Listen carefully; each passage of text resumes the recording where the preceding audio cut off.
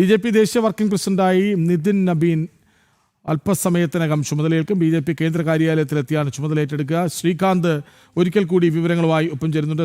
ശ്രീകാന്ത്, നമ്മൾ നേരത്തെ പറഞ്ഞതാണ് തലമുറ മാറ്റം.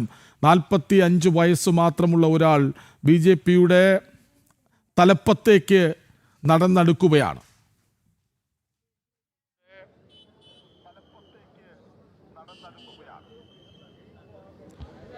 കൃഷ്ണരാജ, ഞാനിപ്പോൾ നിൽക്കുന്നത് BJPയുടെ ദേശീയ കാര്യാലയത്തിന് തൊട്ട് മുന്നിലാണ്. നിലവിൽ അല്പസമയത്തിനകം BJPയുടെ പുതിയ ദേശീയ വർക്കിംഗ് പ്രസിഡന്റ് നിതിൻ നവീൻ ബീഹാറിൽ നിന്നുള്ള നേതാവാണ്. അദ്ദേഹം ഇവിടേക്ക് എത്തിച്ചേരും. അദ്ദേഹം ചുമതല ഏറ്റെടുക്കുന്നതിന് വേണ്ടിയാണ് ഇവിടേക്ക് എത്തിച്ചേരുന്നത്. ഏറ്റവും പ്രധാനപ്പെട്ട കാര്യം 45 വയസ്സ് മാത്രം പ്രായമുള്ള നേതാവാണ് നിതിൻ നവീൻ. 45 വയസ്സ് എന്ന് പറയുന്നത് രാഷ്ട്രീയ രംഗത്തെ സംബന്ധിച്ചിടത്തോളം ചെറുപ്പമാണ് എന്നുള്ളതാണ്. ഒരു തലമുറ മാറ്റമാണ് BJP ഇതിലൂടെ ലക്ഷ്യമിടുന്നത് എന്നുള്ള കാര്യം വ്യക്തം. യുവരക്തത്തിൻ്റെ കയ്യിൽ രാജ്യത്തെ ഏൽപ്പിക്കുക, ലോകത്തെ ഏറ്റവും വലിയ രാഷ്ട്രീയ പ്രസ്ഥാനത്തിൻ്റെ ചുമതല രക്തത്തെ ഏൽപ്പിക്കുക വഴി BJP വ്യക്തമായ സന്ദേശമാണ് ഈ രാജ്യത്തെ യുവാക്കൾക്ക് നൽകാൻ ഉദ്ദേശിക്കുന്നതും. ഏറ്റവും പ്രധാനപ്പെട്ട കാര്യം അദ്ദേഹത്തിൻ്റെ എക്സ്പീരിയൻസ് ആണ്. അദ്ദേഹം ഈ അഡ്മിനിസ്ട്രേറ്റീവ് രംഗത്ത്, അതായത് ഭരണരംഗത്തും തൻ്റെ കഴിവ് തെളിയിച്ചിട്ടുണ്ട്, സംഘടനാ രംഗത്തും അദ്ദേഹം തൻ്റെ കഴിവ് തെളിയിച്ചിട്ടുള്ള വ്യക്തിയാണ്. അതായത് 4ാമത്തെ തവണയാണ് അദ്ദേഹം MLA ആയി ബീഹാറിലെ ബംഗിപ്പൂരിൽ നിന്നും അദ്ദേഹം തെരഞ്ഞെടുക്കപ്പെടുന്നത്.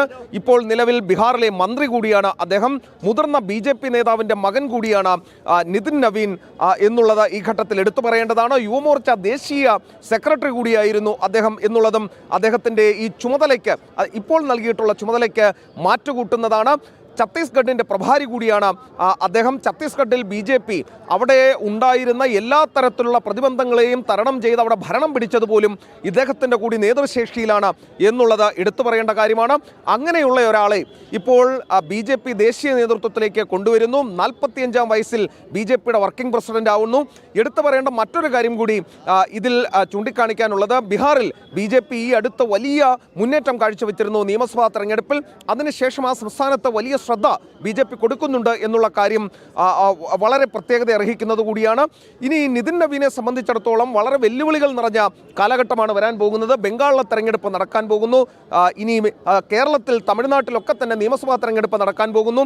അതിന് പാർട്ടിയെ അണിയിച്ചൊരുക്കി ഈ വേദിയിലേക്ക് കൊണ്ടുവരേണ്ടത് അദ്ദേഹത്തിന്റെ ചുമതല കൂടിയാണ്. ജനുവരി 14-ാം തീയതിയാണ് ഇപ്പോൾ പറയുന്നത് BJP ഔദ്യോഗികമായി നിതിൻ നവീൻ അല്പസമയത്തിനകം ചുമതലയേൽക്കും. അവിടെയുണ്ട് ശ്രീകാന്ത്. ഇടവേളയ്ക്ക് ശേഷം ഒരുപക്ഷെ ആദ്യം അതിലേക്ക് തന്നെ നമുക്ക് കടക്കേണ്ടി വരും എന്ന് പ്രതീക്ഷിക്കുന്നു. കാരണം ഒരു തലമുറ മാറ്റത്തിൻ്റെ വലിയ സന്ദേശമാണ് BJP ജനാധിപത്യ ഭാരതത്തിന് നൽകുന്നത്. ഇടവേളയ്ക്ക് ശേഷം അമൽ ഒപ്പം ചേരും. ഇടവേള.